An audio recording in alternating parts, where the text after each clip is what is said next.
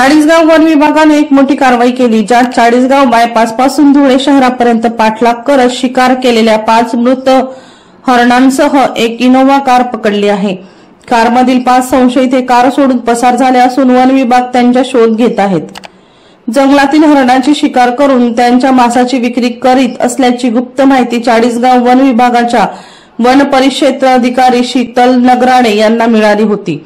त्यानुसार नगराणेसह त्यांच्या सहकाऱ्यांनी पहाटेच्या सुमारास बिलाखेड गावाजवळ सापळा रचला। पथक दबा धरून संबंधित वाहनाची वाट पाहत असताना पहाटे 4 वाजेच्या सुमारास MH41C 9691 या क्रमांकाची Innova car Chalisgaon Dhule bypass रस्त्यावरून छत्रपती संभाजीनगर कडून धुळेकडे जाताना भरधाव वेगाने जात असताना दिसली। त्यानुसार कर्मचाऱ्यांनी इनोव्हाला हात देऊन ती थांबवण्याचा इशारा केला, मात्र इनोव्हा कार धुळेच्या दिशेने भरधाव वेगाने पसार झाली।